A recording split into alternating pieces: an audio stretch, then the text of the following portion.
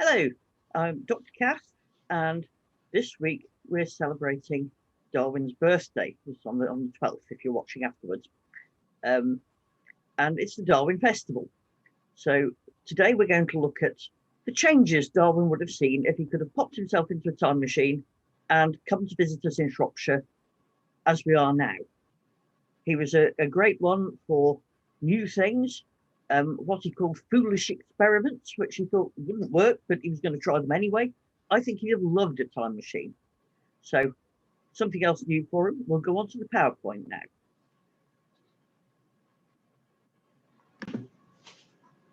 So how would it be if the great man could see it now?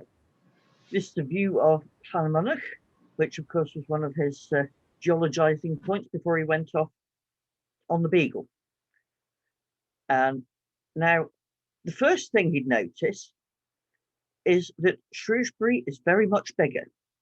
This is an early map of Shrewsbury from the 1800s. And of course, while Darwin was young, when he was still in Shrewsbury, they hadn't even built the railway yet. So the railway wouldn't be there.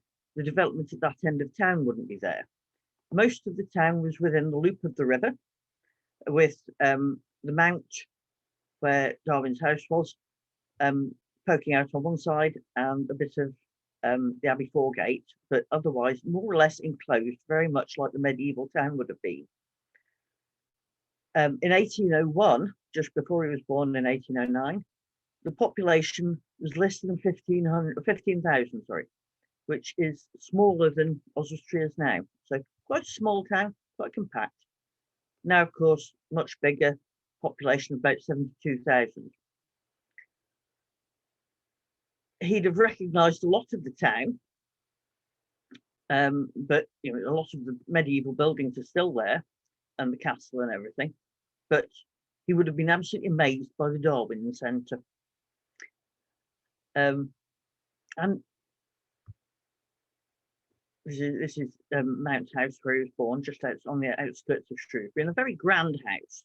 So he would have been looking down onto the river, had lovely gardens there, very much on the outskirts. Another bit of the town he'd have recognised is the quarry. There was a park there then, and he liked to go down to the pond and catch newt. It's been a bit more landscaped since then. Percy Thrower had a go at it and the dingle and everything, but he would have recognised it and would have gloried. A couple of years ago, we have the night heron there, and he'd have been very excited by that. And of course, we've got the new museum, which he would have loved.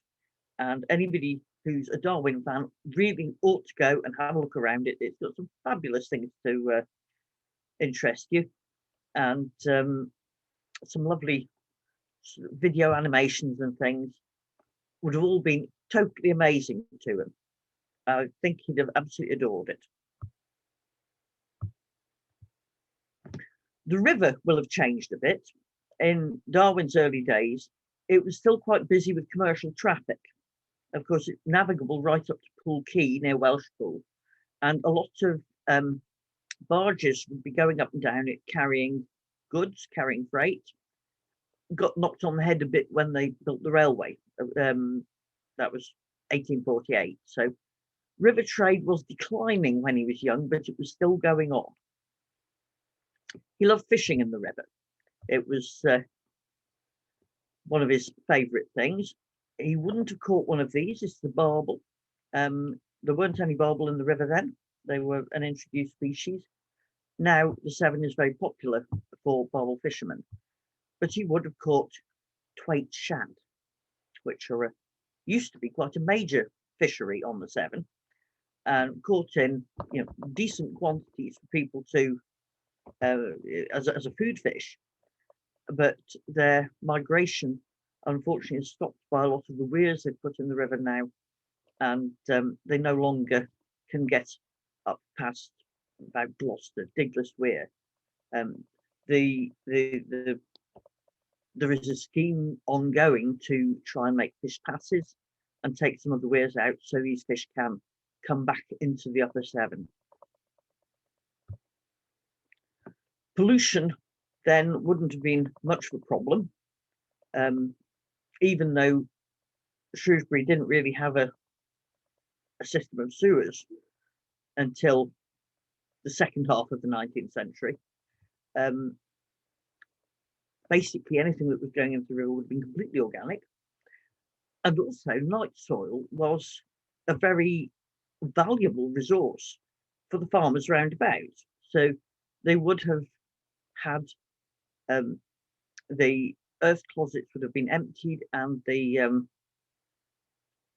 what they'd emptied out would have been shipped off in carts onto the fields nearby. It was a valuable fertilizer.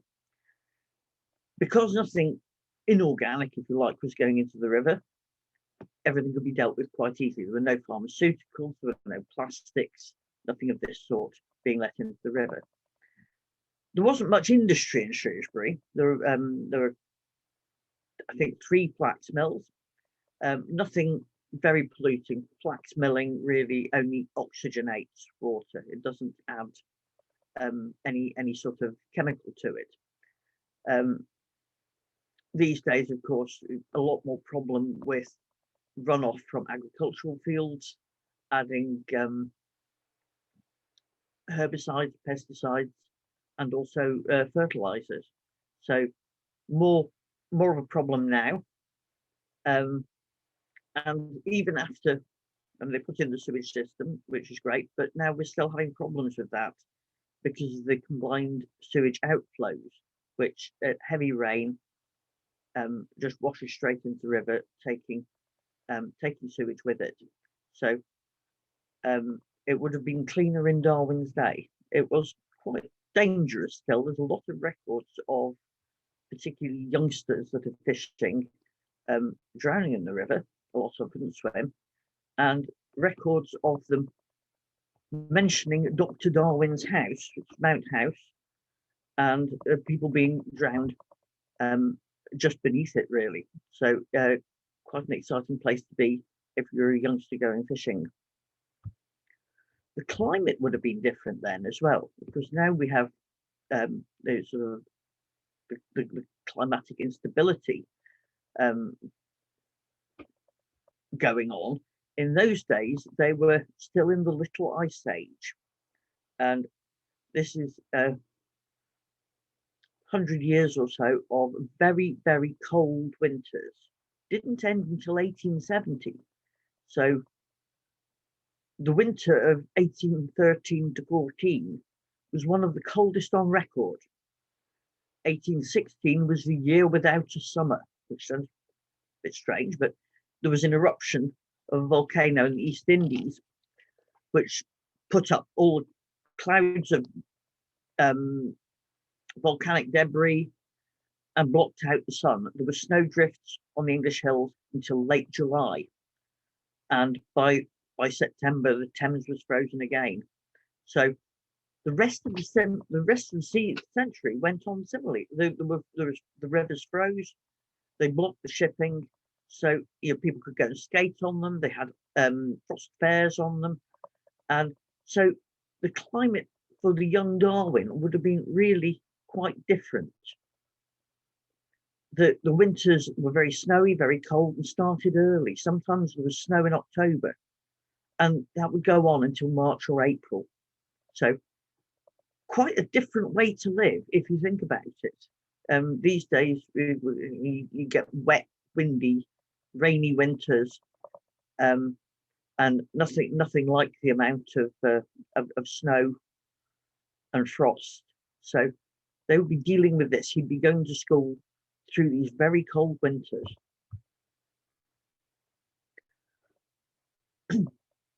Agriculture, again, very different now.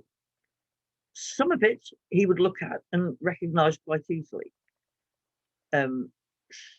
Shropshire is a county of old enclosure because it's mostly pastoral. We didn't have nearly as many big open fields. There were small fields hedged off even in Darwin's day, but the fields would have been very much smaller. They didn't need to get big tractors in. Obviously, they haven't invented tractors yet, It was all very contained landscape. Darwin, he didn't just stay in Shrewsbury, of course.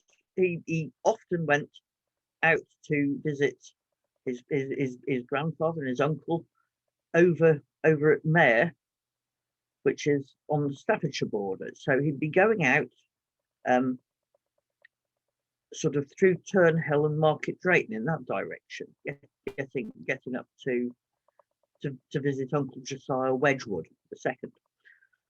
And he went there walking, shooting, enjoying the countryside. And the trip would have taken him past surviving open fields. This is just west of Market Drayton, so they've gone straight past it. And this was an area that hadn't been enclosed, so they were still using the strip field system. Apparently the complication is because there were so many different people owning bits of land, it never really got enclosed with the rest. So he'd have actually witnessed what had been going on sort of since medieval times, and of course that's long gone now. You can still see the remains of it in some of the fields. You can see the ridge and furrows if the light's right, but it would look very different to him.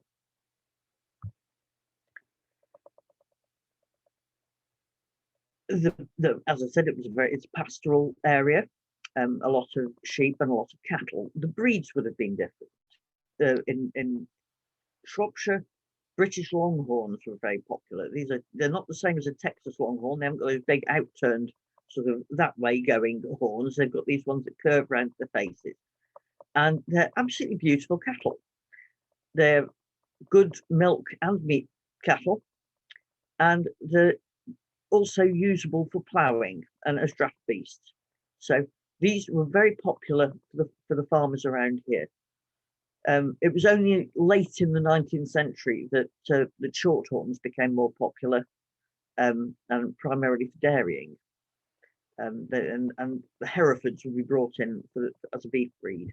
But these good dual-purpose cattle all over Shropshire when Darwin was a lad. He'd have wondered where they'd gone.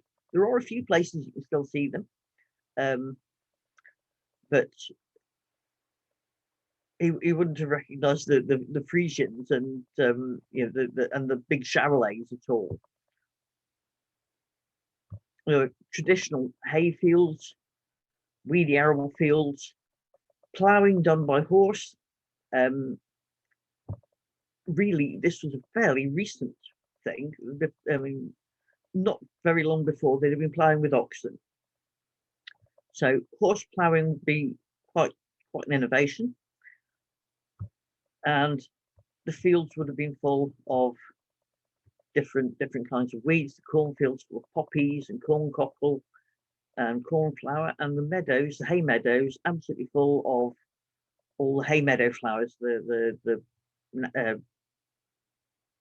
yellow rattle, the hawkbits, and buttercups, and everything that makes a meadow look absolutely glorious. Very rarely seen now.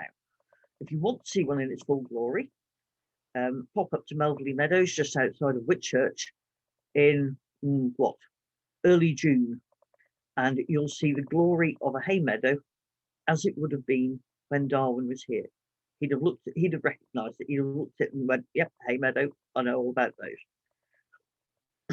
Of course, no pesticides, herbicides those days, and all this fabulous, flowery, biodiverse farmland. We're lucky we're still a pretty rural county. It's not, we haven't had the same impact that places like East Anglia have, that you get the real industrial farming scale. Probably less change here than around Down House, where Darwin lived when he was older. It's really a suburb of Bromley now. It's like they've kept it very sort of preserved, but it's very much a suburb of London. He'd have seen a lot more change there. One of the things he'd really noticed, though, is loss of biodiversity. I found a lovely quotation. Steve Jones, who wrote a wonderful book called Darwin's Island, which looks at Darwin's different research topics and developments since Darwin wrote about them. And he wrote, "Subsidies have made a desert," and called it farming. And I think Darwin would have really recognised that. We've lost corncrakes. Corncrakes were common then. There's even a recipe for them in Mrs. Beeton's household management book. Apparently, you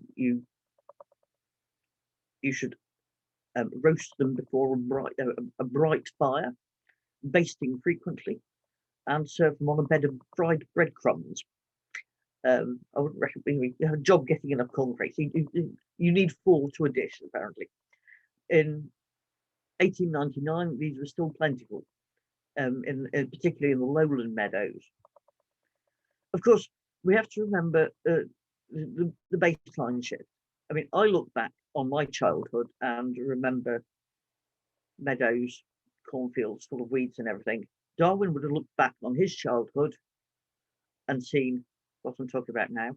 Darwin's father would have looked back on his and seen a completely different setup. We'll think that what we remember as children, or when we started working on something, as being normal.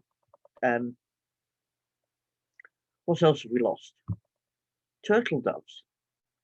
These were fairly common in the county in 1899 and increasing annually. This is from there's a fabulous book about the fauna of Shropshire around in the 1800s, and that was printed in 1899. It's where I'm getting these bits from. Cuckoos were very abundant. Spotted flycatchers, absolutely lovely things. I remember them when I was a child, that they were quite common, and now pretty scarce, really. They were common all over the county. We've had some gains, though. Nothing, it's not all bad. There were very few birds of prey around when Darwin was a child. It was a time when gamekeeping was a normal thing. Big estates with sporting land had gamekeepers who would be wiping out anything that they considered could be injurious to their game birds. So anything with a hooked beak and talons, really, even down to things like hobbies, would be shot. The same went for mammals. I mean, buzzards, for example, were described in 1899 as being scarce. Pine martins was getting scarce by the time Darwin was a child, and they were extinct in the county by 1899. And we've got them coming back now. So, things are getting better. We've got the possibility of beavers coming back. Stuff is improving. There's our pine marten. I think they're the world's most wonderful thing, and they're increasing through the county. They're popping up all over. Absolutely brilliant. This is a recent thing that Darwin would really love. Darwin wrote a wonderful book on domestication and the changes in domestication, evolution you can see in domestication. And it's a recent thing that foxes are proving his domestication syndrome. They're domesticating themselves. So these are urban foxes, and measurements of the skulls show they have smaller brains and shorter, stronger muzzles than the rural foxes. So they're actually doing much the same as dogs being domesticated from wolves, but they're domesticating themselves. So he'd have loved that. He'd have thought it was absolutely great.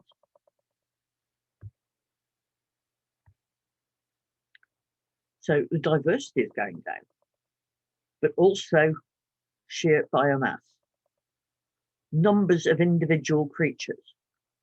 these huge snowstorms of moths.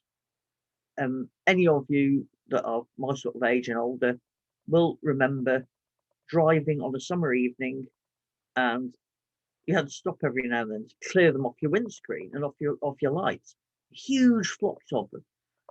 You just don't see them now. Fields full of grasshoppers. You couldn't take a step, but they were leaping and chirping.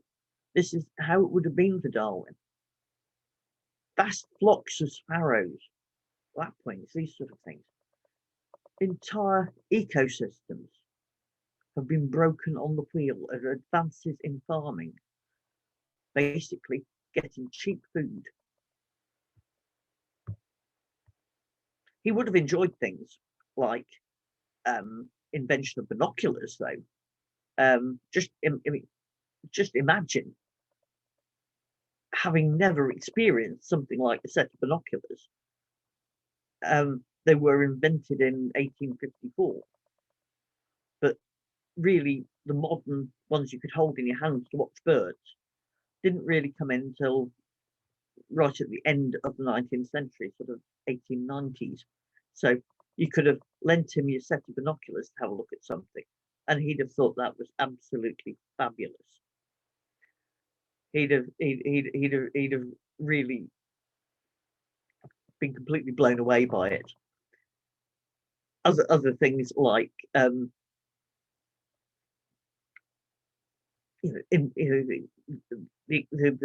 discovery of DNA, the genome, that sort of thing. A lot of it's gone to prove what Darwin was writing about, what he was thinking about, and all this time later, he could see it all. He could go online. Something else you'd be amazed about. He could go online and find out all about it, and it proved it's stuff that's still proving what he was writing about then, which is absolutely brilliant. Changes in attitude. There's another improvement for you.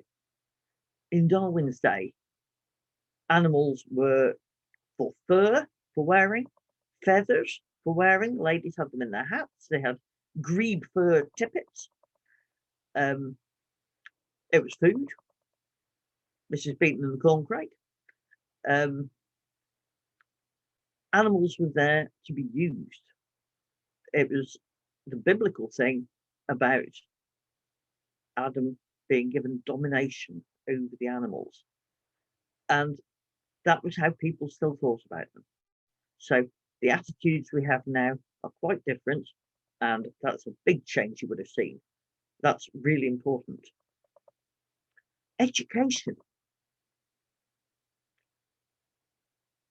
Darwin went to Shrewsbury School. Here it says on the top left in 1818. This is exactly the right sort of time. He'd have been there, and he hated it. He absolutely hated it. It was a very classical education. They learned little ancient geography and history, but the rest was classics.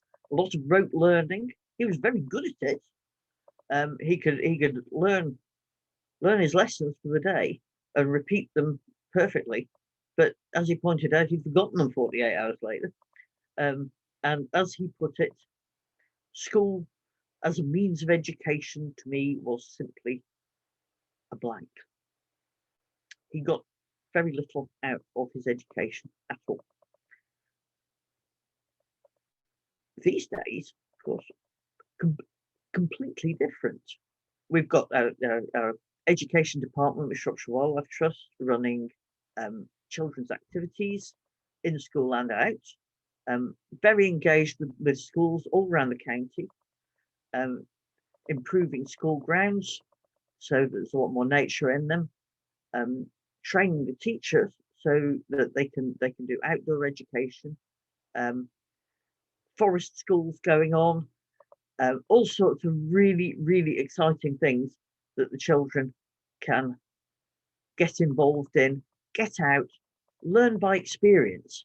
And that's one of the most vital things vital changes, he would have recognised that no longer were children kept sterilised with their heads stuffed with ancient nonsense in schoolrooms, but they were out enjoying the outdoors, learning about the outdoors, getting enthusiastic about them, and remembering those days for the rest of their lives. It's just a DNA helix. Darwin would have been absolutely amazed. Everything he ever said coming out proved right. This is Monarch Quarry, as it would be when Darwin visited in 1831.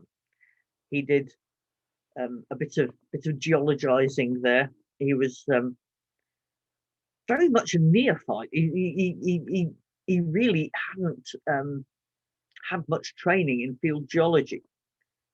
When he was at Cambridge, of course, he was learning theology.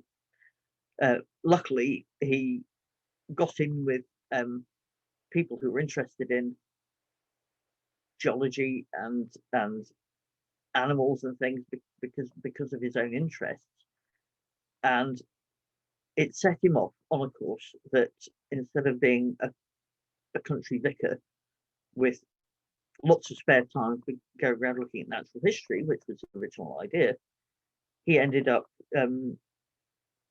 studying geology and then going off on the Beagle and coming up with all sorts of fantastic ideas.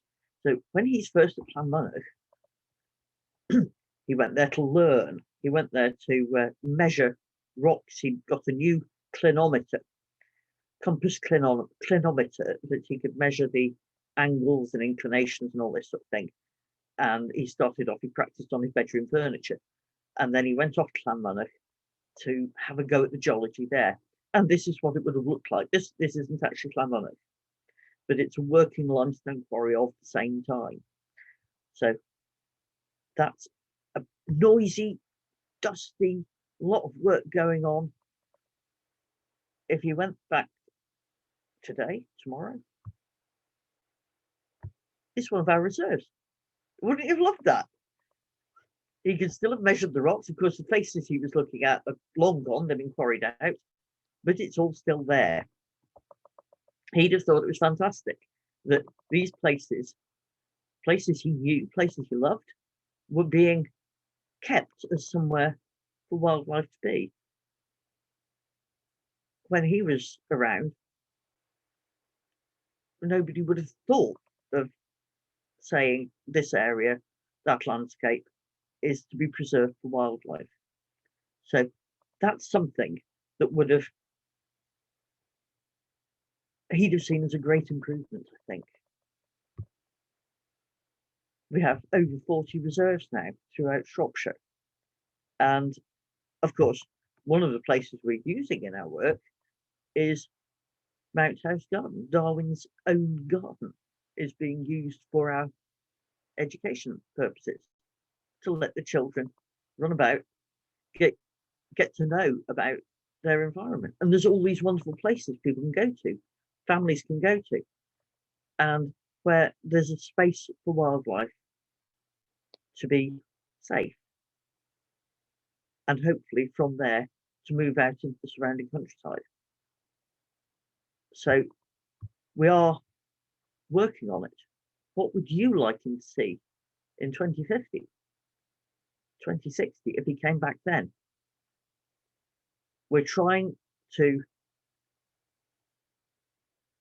make sure that in 30 years' time, there'll be another 30% of land and sea will be connected and protected for nature's recovery. We want to see those moth snowstorms again. We want to see things moving about the landscape. We want things to be safe against the difficulties caused by climate change. And I think he'd appreciate that. I think he'd see that we were really doing our damnedest to get things back the way they were. We have done such a lot with big landscape scale projects, keep the rivers projects, keeping the river clean, keeping the banks in good condition, new reserves, education, bringing wildlife to people, a lot going on that he would appreciate. So don't want to be too depressed about what's been lost. Let's look at what we can do to bring it back and to not just keep what we've got, but grow it. And if you want to be part of that, all you need to do is join the Wildlife Trust. Every penny of your membership helps us to keep everything going on a big scale, keep the wildlife buzzing in Shropshire, so that if Darwin came back, not today maybe, but in 20, 30 years' time, the differences he would see, hopefully, would be good differences. He wouldn't see the losses. He would see the things we're doing to protect wildlife. And that's something he would have been proud of. So, yeah, do it today. Do it for us. Do it for Shropshire. Do it for Darwin. Join the Wildlife Trust. Thank you very much.